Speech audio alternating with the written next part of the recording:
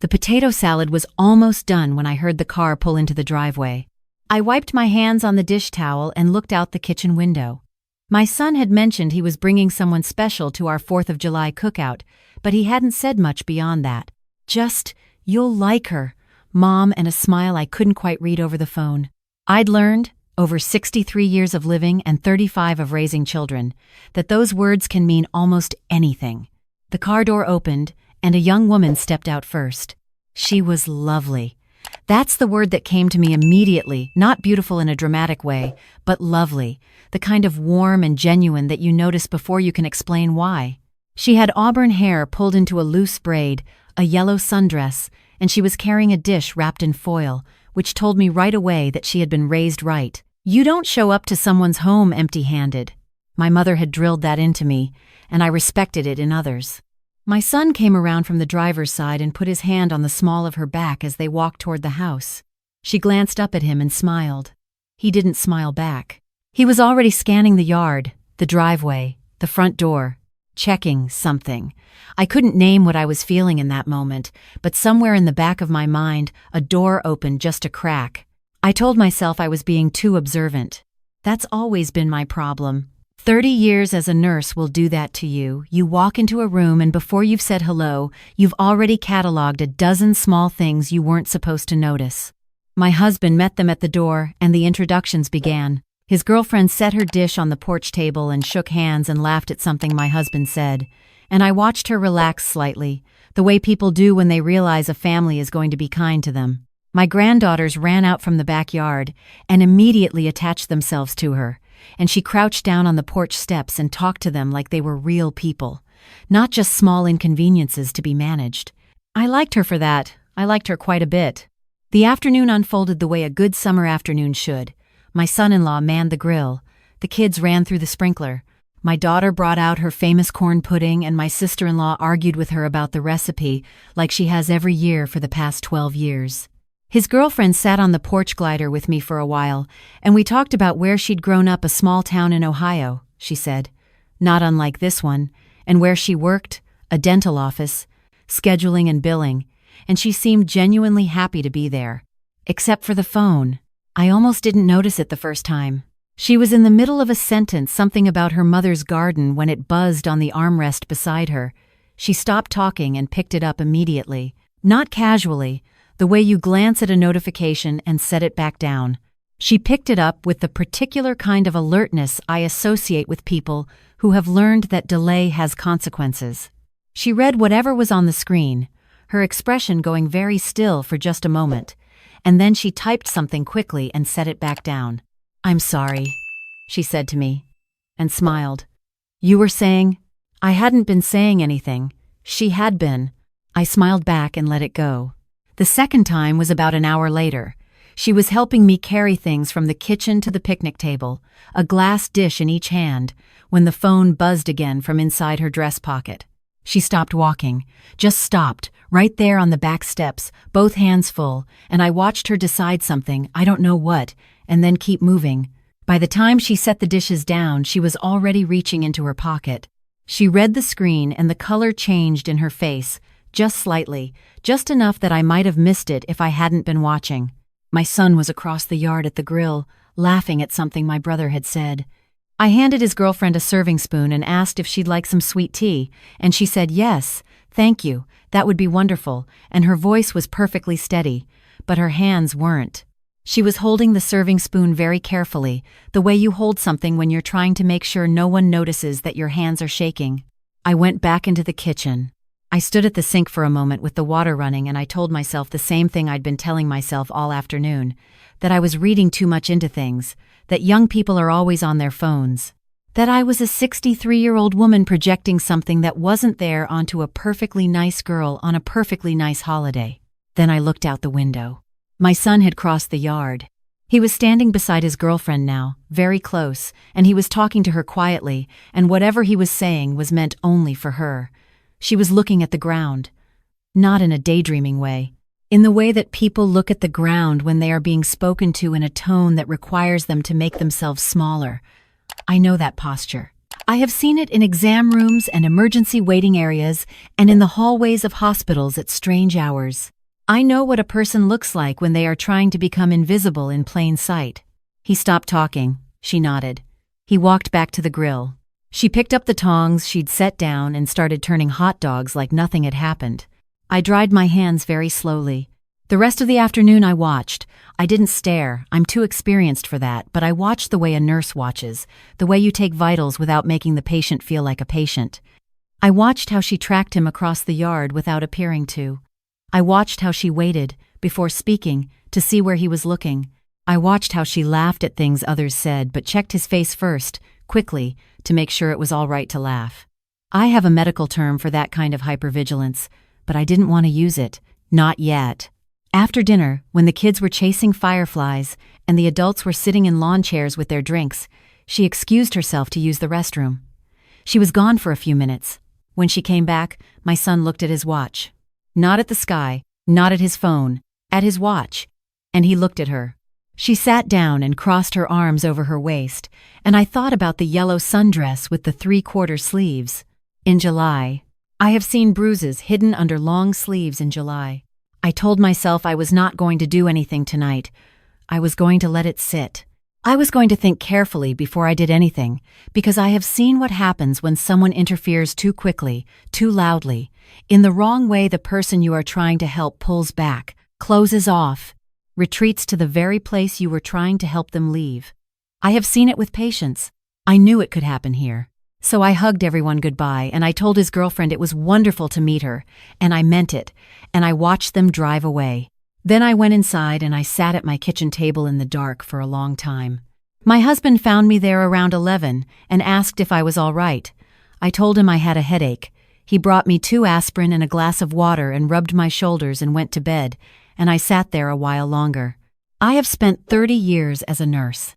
I have held the hands of women in emergency rooms who waited too long. I have heard every explanation in the world for why things weren't as bad as they looked. I have seen what happens when the people who noticed decided it wasn't their place to say something. I decided it was my place. The following Saturday, I called my son to ask if he and his girlfriend wanted to come to dinner. I made it easy and casual. I'd made too much lasagna. No pressure. Just come eat. He said she was busy. I said, of course. No problem. Another time. I wasn't calling for lasagna. I was calling because I needed to hear his voice when I mentioned her, and I heard exactly what I expected. A flatness. A dismissal. She was busy. As though that was the end of the conversation, and also the end of her as a subject worth discussing. I let 2 weeks go by before I found a reason to stop by the dental office where she worked. I hadn't been to a dentist in that part of town before. I called ahead and made an appointment for a cleaning, gave my real name, and didn't think too hard about what I was doing. If it came to nothing, it came to nothing. If she was perfectly fine and I had misread every single thing I saw that afternoon, then I would have a clean teeth and a strange story to tell no one. She was at the front desk when I walked in. She looked up and I watched the sequence of recognition cross her face, surprise, then a flash of something I couldn't name, then a careful smile that she put in place quickly and professionally. "It's so nice to see you," she said. Her voice was warm. Her eyes were measuring. "It's wonderful to see you too, sweetheart," I said, and I smiled back, and I meant every word. The cleaning took 40 minutes.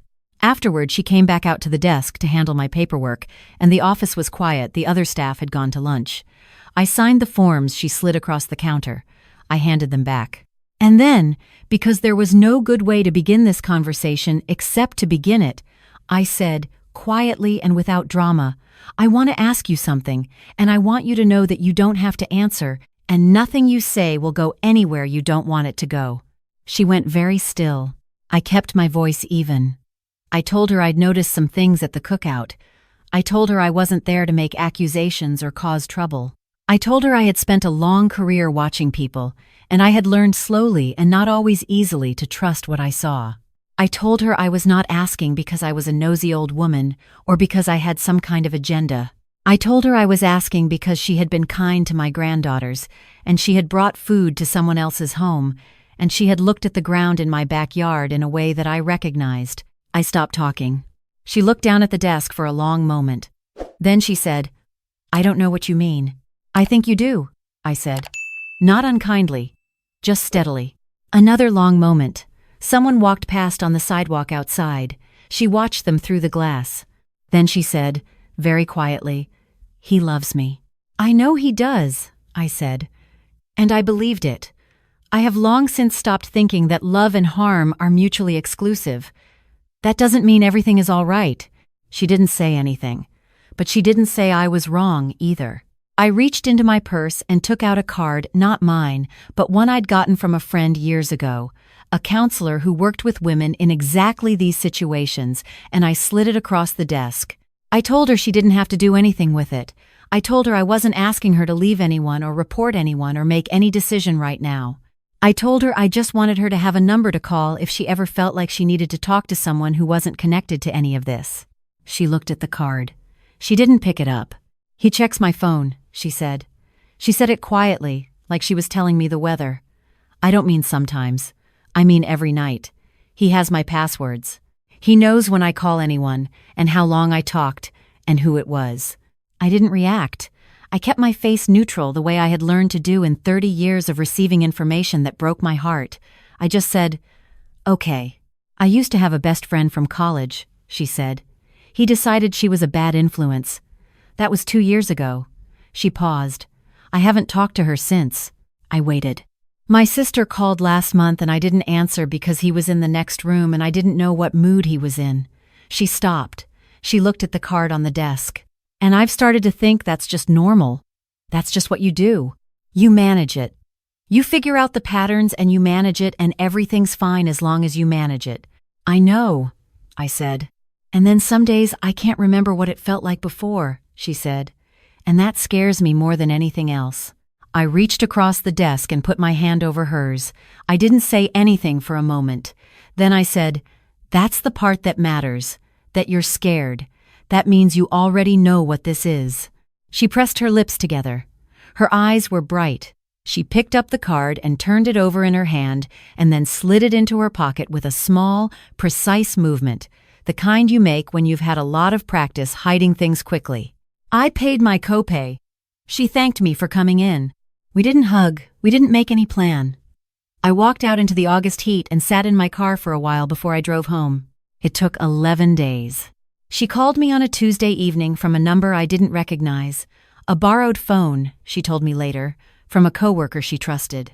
She said she needed help, and she said it simply and directly, the way people say things when they've been rehearsing them in their own head for a long time. I asked her where she was. She told me. I asked her if she was safe right now. She said she thought so. She was at work. He was picking her up at 5:30. I looked at the clock. It was 4:47. I will not pretend that the next 40 minutes were organized. They were not. I called my daughter because she lives on that side of town, and I trust her completely, and she didn't ask me a single unnecessary question. I called the counselor on the card I'd given and left a message. I drove across town myself because I needed to be there, because whatever happened, I needed her to see a face she knew. My daughter got there first. She pulled around to the back of the building. His girlfriend walked out through the side door with nothing but her purse and her coat, and she got into my daughter's car, and they were gone before 5:15. I sat in the parking lot. At 5:33, my phone rang. It was my son. I answered. He asked me if I knew where his girlfriend was. He said she wasn't answering her phone. He said he was standing in front of the dental office and her car was still there, but she wasn't. I told him that she was safe. I told him she was being cared for. I told him I was sorry, and I meant that I was sorry for a great many things, but that she was not going to be coming home tonight. He was quiet for a moment. Then he said, "What did you do?" Not a question, a statement, flat and cold and aimed at me. I told him I had done what I believed was right. I told him his girlfriend had reached out to me and I had helped her. I told him that she had made her own decision, and all I had done was make sure she had somewhere safe to go while she made it. He told me I had no right. He told me I had interfered in something I didn't understand. He told me I didn't know the full story. He told me that she had problems, that she was anxious, that she had a history, that things were complicated in ways I couldn't possibly comprehend from the outside. I listened to all of it, and then I said to him, very calmly, "Baby, I love you. I have loved you since before you were born. And that's exactly why I'm going to say this. I know what I saw at the cookout, and I know what she told me. And I know the difference between a complicated relationship and a woman who has stopped answering her sister's phone calls because she's afraid of what you'll think. He hung up. I sat in the parking lot for another 15 minutes. Then I drove home. My husband was waiting on the porch and I told him everything, right there in the warm August dark, and he listened without interrupting, and then he took my hand and didn't say anything for a long time. That is one of the things I love most about him. The weeks after that were not simple.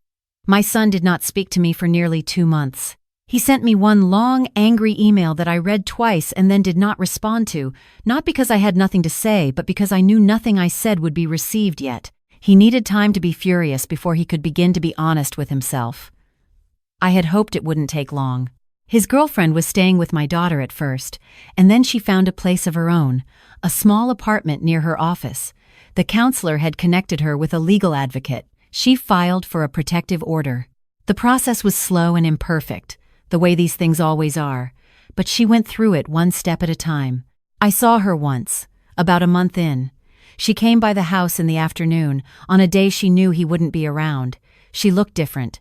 Not happier yet, it's too early for happy, at that stage, but more present.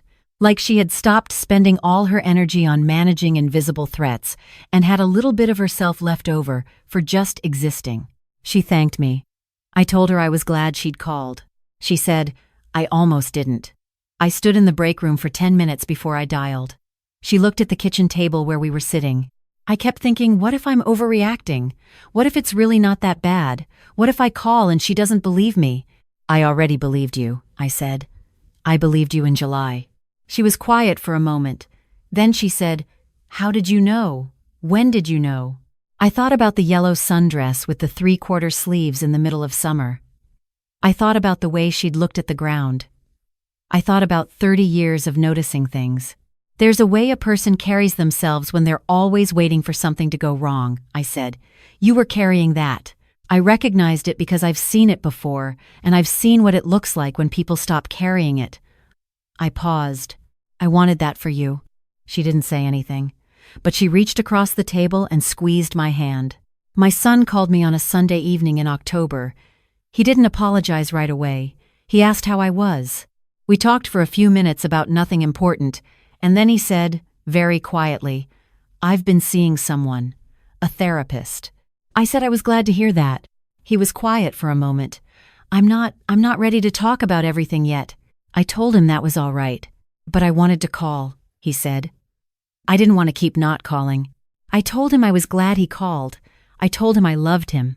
And I meant it, the same way I always have, not conditionally, not pending good behavior, but fully and permanently, the way mothers mean it, even when the person they love has done something that breaks their heart.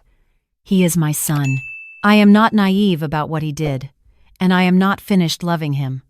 Both of those things are true at the same time, and I have made peace with that. I don't know how his story ends. I know how hers is going.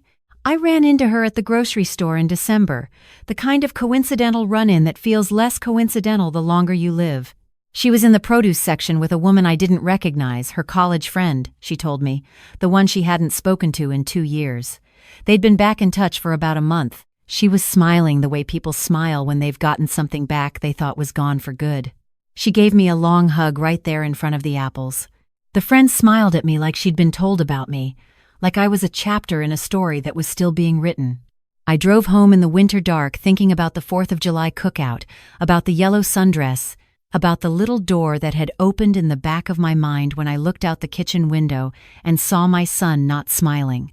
I thought about how easy it would have been to close that door, to tell myself it wasn't my business, to decide that what I noticed was just an old nurse's occupational habit, not real information.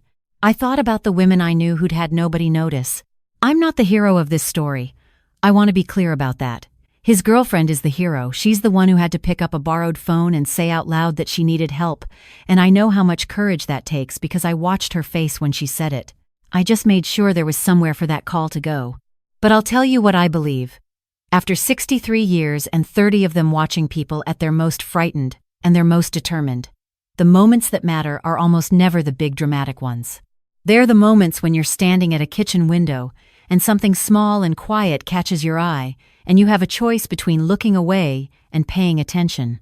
I'm glad I paid attention. I always will be.